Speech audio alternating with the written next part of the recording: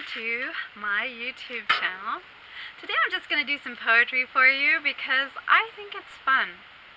I'm going to do a piece called the Jumblies, and it's by Edward Lear.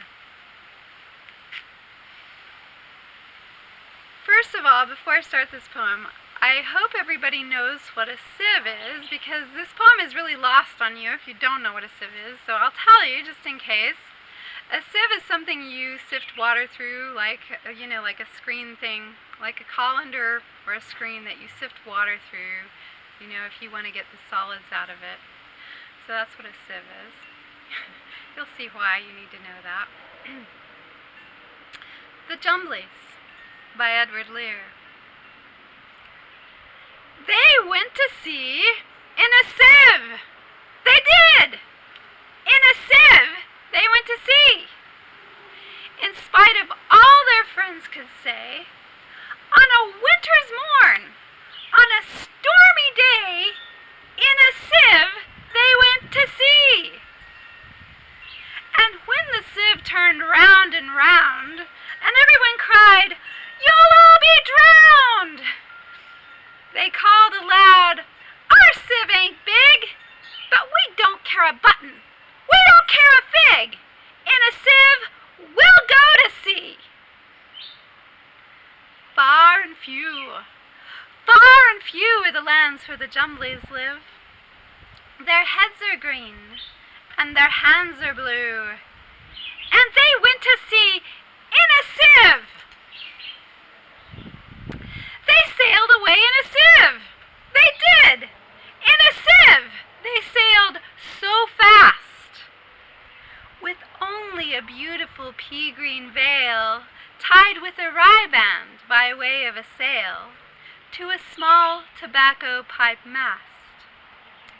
And everyone said, who saw them go, "Oh, won't they be soon upset, you know? For the sky is dark, and the voyage is long, and happen what may, it's extremely wrong in a sieve to sail so fast." Far and few are the lands where the Jumblies live. Their heads are green, and their hands are blue, and they went to sea in a sieve. The water, it soon came in. It did. The water, it soon came in.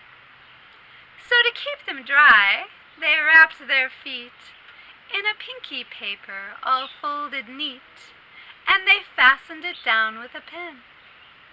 And they spent the night in a crockery jar, and each of them said, "How wise we are! Though the sky be dark and the voyage be long, yet we never can think we were rash or wrong, while round in our sieve we spin." Far and few are the lands where the Jumblies live. Their heads are green, and their hands are blue, and they went to sea in a sieve. And all night long they sailed away, and when the sun went down, they whistled and warbled a moony song to the echoing sound of a coppery gong in the shade of the mountains brown. "Oh, Timballo, how happy we are when we live in a sieve in a crockery jar, and all night long in the moonlight pale we sail away with a pea-green sail in the shade of the mountains brown." Far and few are the lands where the Jumblies live. Their heads are green, and their hands are blue, and they went to sea in a sieve. They sailed to the Western Sea. They did! To a land all covered with trees. And they bought an owl and a useful cart, and a pound of rice, and a cranberry tart, and a hive of silvery bees. And they bought a pig, and some green jackdaws, and the lovely monkey with lollipop paws, and 50 bottles of ring-bo-ree, and no end of Stilton cheese.